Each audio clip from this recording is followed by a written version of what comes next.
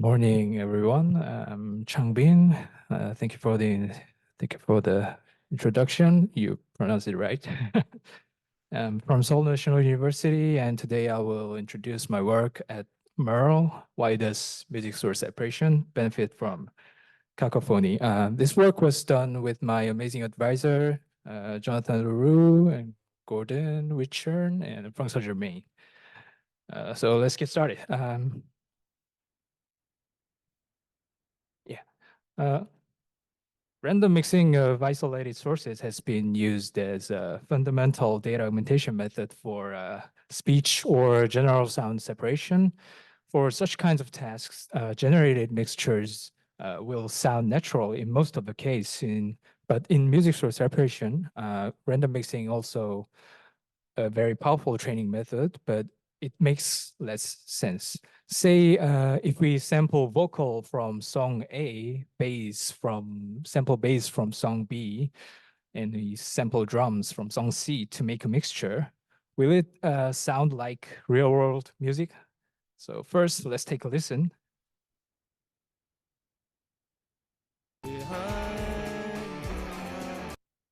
Let's take a listen again.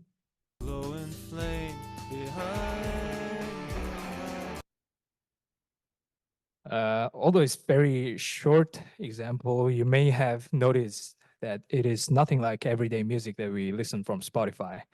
It has inconsistent beat or tonality across each stem. This will lead to the domain mismatch between training and test distribution of music source separation networks. But so far, it worked well. So this raises the question, what do separation networks learn from collections of unmusical random mixes? In this paper, we are going to tackle these questions. First, why do networks trained with random mixes perform better than ones trained without random mixes in spite of distribution shift? Second, random mixing can make a limitless amount of training data, but performance gains level off. To which extent can random mixing give us a benefit? Lastly, in our intuition, key differences between random and original mixes are whether they have consistent beat or time and tonality across each stem. How do these characteristics affect music source separation? Before diving into experiments, let me explain our experimental setups. Here we use TFC TDF unit version 3, which is the winning architecture in the last year's Music Demixing Challenge leaderboard A. And we use MuseDB HQ dataset, which is the standard benchmark data in music source separation, and follow the 4-stem target separation setup.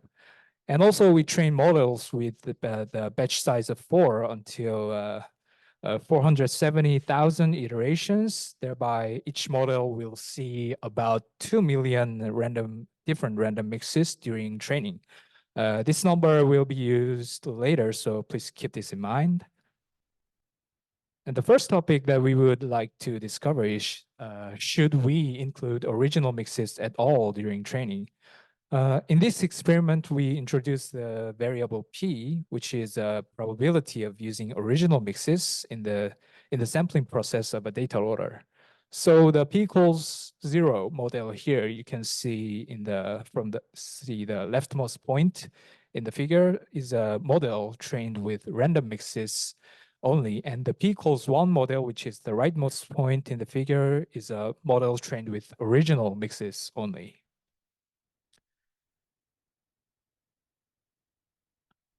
And here we compare the p equals 1 and 0.9 models, which are placed in the right side of the figure. We can see there is 1 decibel of SDR gain average over 4 stems. And this means that about 200,000 random mixes lead to significant performance gain. And as you can see from the left side of the figure, there are p equals 0 and 0.1 models that perform the best here. They showed almost no performance difference, which implies that there's no need to use original mixes for training, and it is powerful enough to use random mixes only. And in this section, we compare the training dynamics of P equals 1, 0.5, and O models, but we will not go into details here. So please come to our poster session if you're more interested. But we would like to stress that P equals O model learns how to separate original mixes without explicitly seeing original mixes. And here we check the influence of the number and variety of random mixes. First, we fix the information of possible random mixes, which corresponds to about 2 million segments from full training data, as you can see in the figure A, and data reduced in half in the figure B. Then we train models using only R% of fixed random mixes. So for example, from the figure A, 10% in x-axis corresponds to the model repeatedly trained with 188,000 of fixed random mixes. What we found here is that even 10% of the possible random mix is enough to train the model equally good as the P equals O model, which was trained with 2 million different random mixes. This trend was found both in figure A and figure B. And in figure A, compared to the P equals 0.9 model from the previous slide, which also had huge performance gain from 200,000 random mixes, we found it is better to just repeatedly use 200,000 random mixes for training. So we guess, what we guess here is original mixes may be less informative than random mixes in this section.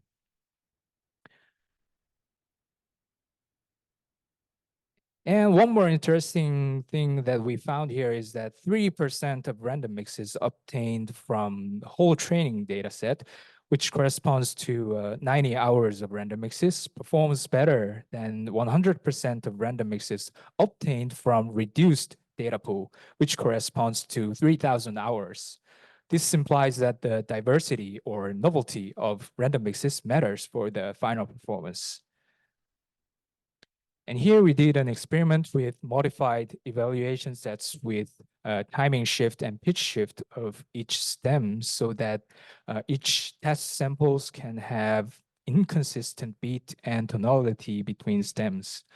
We found that both inconsistent beat and tonality makes separation easier, as you can see in the figures. The amount of shift goes bigger, the scores increase on the same pre-trained models. We also did an experiment with timing and pitch shift during training, and we observed they make network performance somewhat better, but it performed worse than just simply using random mixing.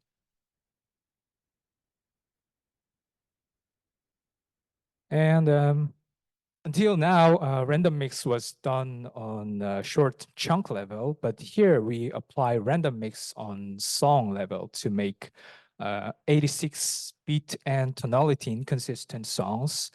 So this results in 2.7 hours of new data sets. And on these new data sets, we train models without random mixing, following the training method of P equals 1. Surprisingly, models trained with random song datasets that we just made here perform much worse than the original songs. When the same amount of data is constructed by random mixing on small chunk level, which corresponds to the R equal 0.09% from the previous figure, the score is about 5.0 dB. So it is worse than the models trained with the original songs, but much better than the random song datasets. This implies that the domain consistency between training and evaluation matters, especially when data is limited in terms of novelty and amount.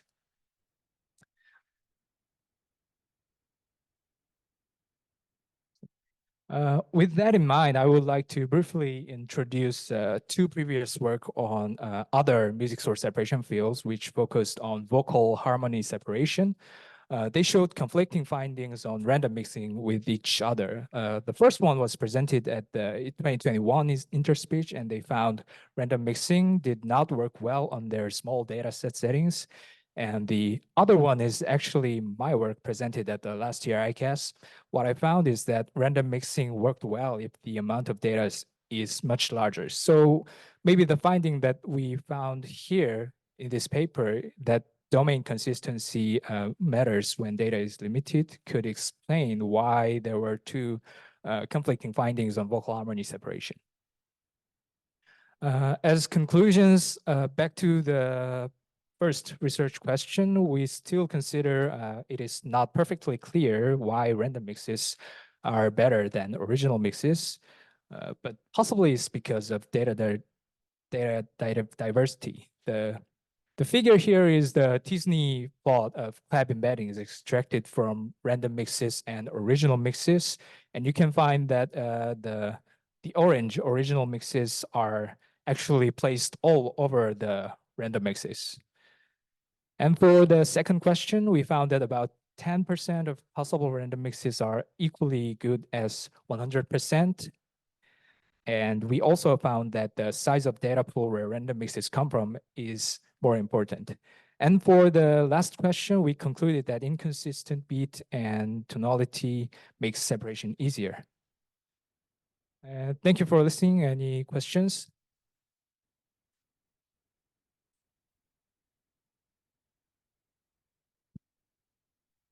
Yeah, I think we have time for one question.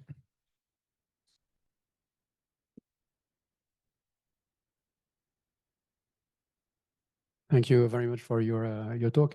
I have one question, is that, of course, you have one original mix and you have an infinite number of random mixes. So my question is that, I mean, do you know what is brought by additional data, that you have multiple random mix, compared to what is brought by additional diversity in your data? Basically, if you have exactly the same amount of data with random mix and original mix, and you compare the two models, do you show still improvement due to only diversity, but not only due to the fact that you have more data? I don't know if my question is clear. Actually, could you elaborate it more? I still don't understand. Did you, maybe it's a too naive question, but did you try to evaluate your system where you have exactly the same amount of data for training if you follow the approach using no random mix and using the approach with random mix? So just to compare if what is important is the increase of diversity, or if the important is just the increase of the volume of data. Well, I think I'm still not sure if I understand correctly, but I think this result is the one that you're asking, all right? So here we fix the amount of data, the final amount of data. So in this table, the original song means that the actual original songs, and random row is just randomly mixed songs on song level, and here we have randomly mixed small chunks which is randomly mixed in chunk levels. So we exactly have the same amount of 2.7 hours of data, and what we see here is that in this, so 2.7 hours is quite small compared to the amount that we can have from the fully random mixing. From fully random mixing, we can have about 3,000 hours of data. So yeah, in case of data is limited, so we still have a original song, like, so we say here is like domain consistency here. In the limited settings, domain consistency matters is what we found here. Okay. Sorry, I think I misunderstood. Yeah. Thank you very much. Let's stop for the answer. Yeah. Sorry to interrupt the discussion. Anyways, Chang-Bin also has a poster there. So if you have any other question, feel free to reach out.